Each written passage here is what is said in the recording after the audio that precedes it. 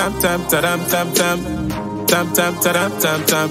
Everybody put your hands up. Everybody put your hands up. But still enough to this project and to build it up. Not because we're greedy, not because we're money hungry, because I promise you, myself, I can speak for myself anyways, I could have retired a long time ago. But I want to make this thing well, and I want to build it, and I want to make other people successful. That's my passion. That's what I want to do. It's not worth the headache, right? All the stuff that comes with it. But when you're passionate about something, you want to see it do well, and you want to see something succeed, you do whatever it takes to make that happen.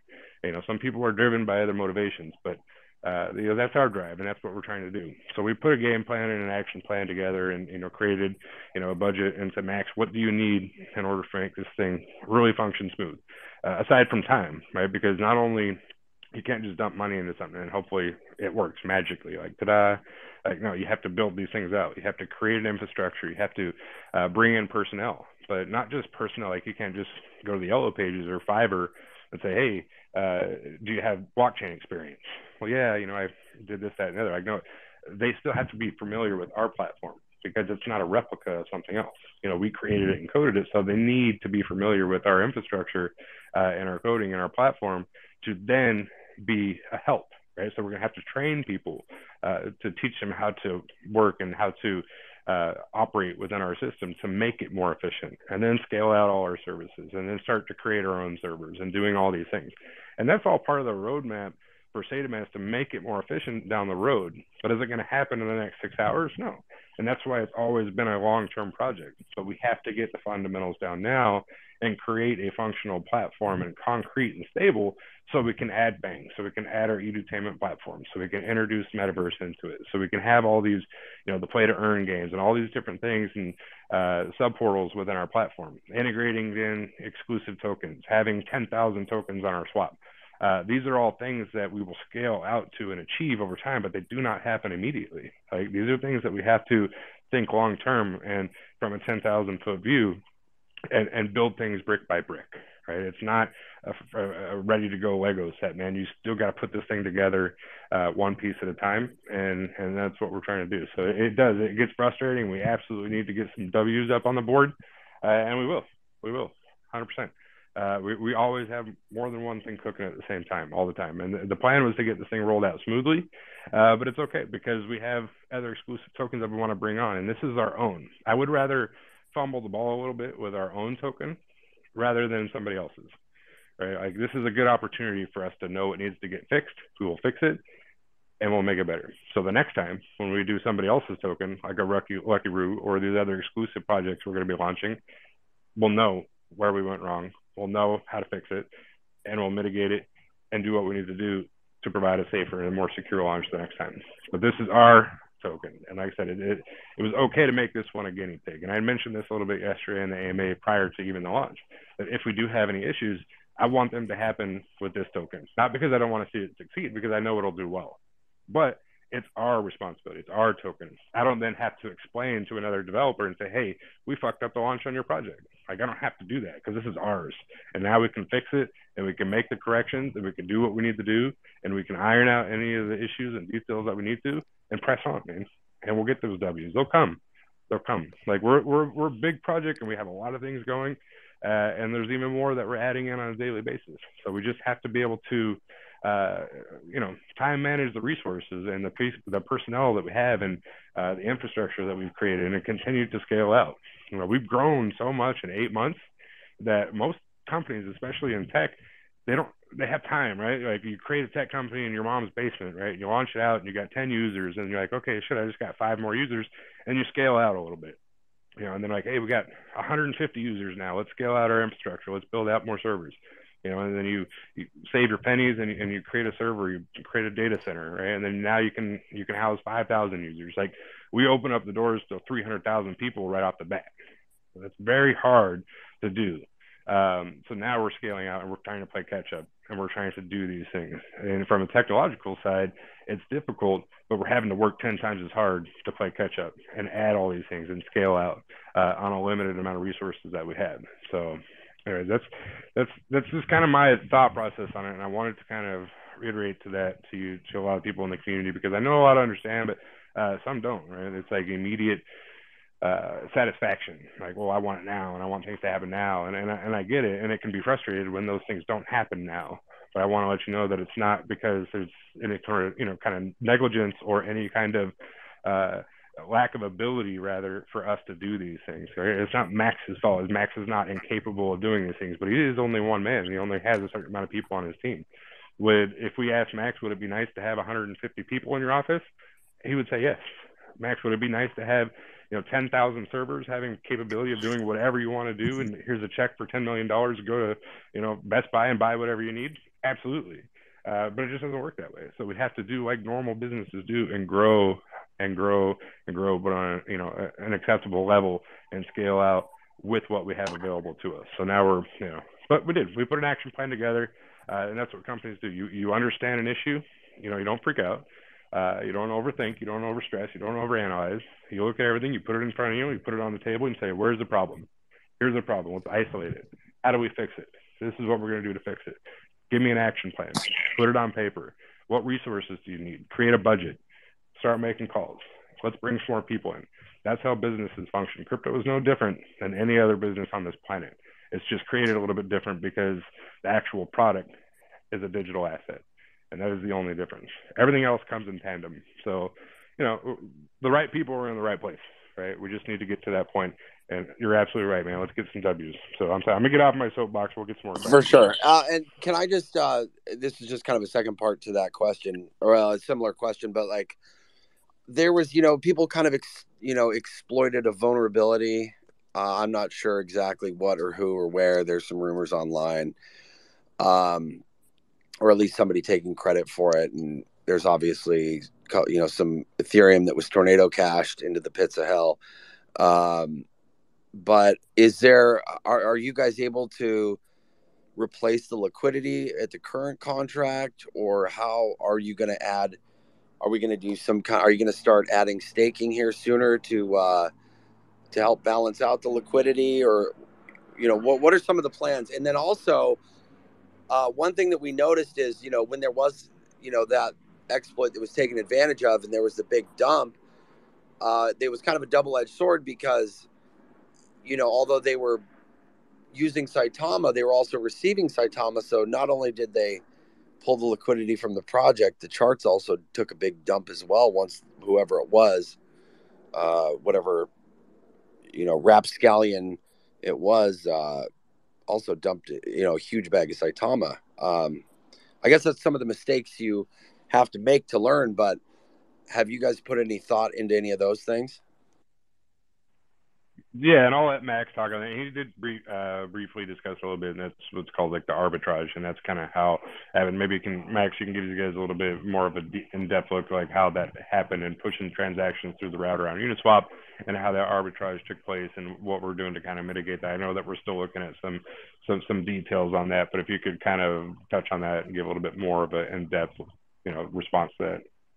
Yeah, so we're still looking at through everything to see exactly what happened and how large the damage was. I mean, I don't believe that is as big as he's mentioning on Twitter, but obviously I never go by hearsay. Right? We're looking at all of the transactions. It's not necessarily an exploit. It's just, for instance, you can make transactions directly, let's say through Uniswap or SaitaMask or any other swaps router or factory directly using blockchain. Every function that exists within any contract is publicly available through the blockchain, and you can interact with them if you know how. The reason why everybody uses these applications that sit in front, like Uniswap or SaitaMask or anything else, is because it's cumbersome, and obviously it's not the easiest thing to do. So you connect and you do directly, and you do arbitrage. What arbitrage is, for those who don't know, is that you're buying at a lower price somewhere else, or you're receiving an extra amount of tokens, which is what he claims, and then selling those tokens somewhere else. In this case, it was Uniswap. So he was performing arbitrage between SaitaMask and Uniswap from what we see preliminarily. Well, we're going to be, throughout the whole weekend looking at all the transactions. And we, like almost everything we do, we plan to completely replace anything that, if if has been lost, we're very responsible about that. I've never said that we've set out to do this project to harm anybody, and we always take responsibility for anything that happens. Now, aside from that, you can add liquidity through SaitaMask. That's something that's already available and exists. But maybe we can add more information on how to do so for those who do want to do that. And then this project that just to touch a little bit on what Russ was saying earlier. We set up this project because we see a lack of either transparency or responsibility or um, you know um, safety in the blockchain or DeFi space when it comes to normal people interacting with cryptocurrency, which there's a gap that doesn't allow the masses to come over to crypto. So that's what we're trying to help with. And that's why we started this project to educate and also provide a safe space to do trading and learning. So that's kind of, what we always stick to. And we always try to be, as transparent and as much responsible as we can be. That's kind of what I can say with that. Thanks, Max. Yeah, and honestly, that's what we do. In hosting these AMAs, it's not too. It accomplishes a couple of things, right? Because I promise you, everybody that's on this call right now is learning something. Because we all don't know. Like, I've been around in crypto for a while. Max knows has been around for a while. We know the ins and outs of the blockchain. We know how things operate. We know how to read each scan. We know how to create contracts. But not a lot of people in crypto do. It's just too young. It's too early. So having these kinds of calls and doing the things that we're doing, we're creating a safe space and we're educating people at the same time. Telling you what we're doing step by step and telling you where we went wrong and telling you what we're going to do to mitigate that and fix that. It accomplishes a couple of different things. It accomplishes, us being able to fill you guys in and keep you and being transparent with the project and keeping you up to date on what we're doing. But it also helps people to learn and understand, because a lot of FUD comes not from one particular source. It just becomes people don't necessarily understand fully, right? And if they don't have someone to come out and explain and teach you along the way of what's really going on and what had been done and what's being done to correct it, then you'll never know, right? So what we've always done from the beginning is to come out and address FUD right away, right off the bat, like, because it's not really FUD. It's just, hey, you may or may not know of what is actually happening. And when you start to draw your own conclusion based off misinformation, that's when things start to spiral out of control. So, and that's all, relative to like what I actually said, like what we're trying to do, create a safe space, like bridge that gap between the user, the investor, and the development team and the project itself, and inform the entire crypto community about what you need to look for, and not even in regards to the Saita Realty launch or even the Saitama token at all. But the more knowledge you have, the better of an investor that you can be, and then you can take that information and help teach somebody else.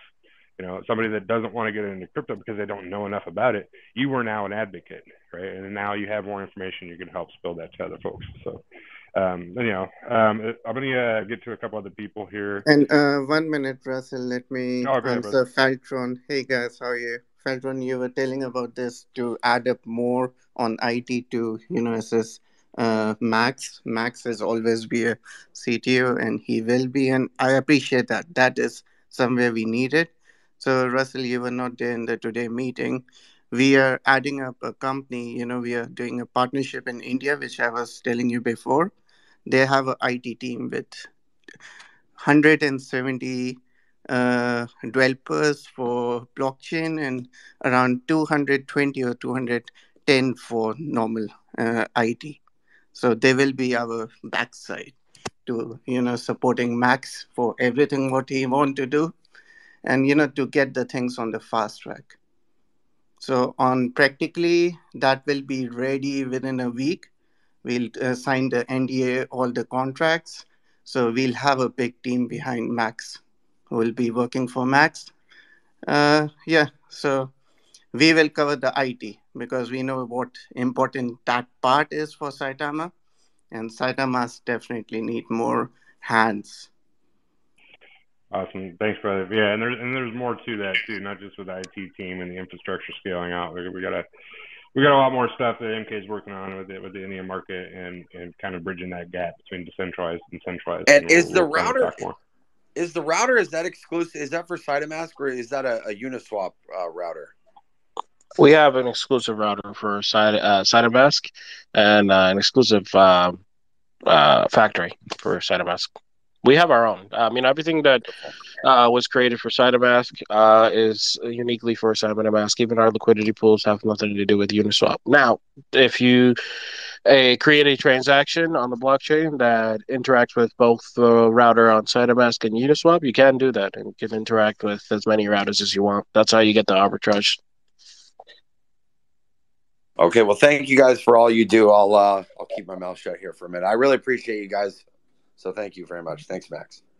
No, I think it's important to ask all these questions, stuff like that, because that's why we do these discussions, so we can get as much as information out there. Right. We'd love to see you out here more. People love hearing from you guys. I know it's it gets a little weird when you're up here in front of 4,000 people, but it gets easier after the second, third, fourth time. No, I have no problem personally talking. It's more or less just like trying to find a balance. If you ask me, I could probably be here all day and to have questions and talk and have discussions, because I like learning regardless. But that's here nor there. But it's just trying to find a balance between doing the actual work and then having all the discussion. So it seems like 24 hours is not enough for me, at least. Yeah, we all know you're real busy. Thank you, Max. Tap tap tap tap tap tap tap tap tap tap. Everybody put your hands up. Everybody put your hands up. But still enough, chat too much, you must not chat.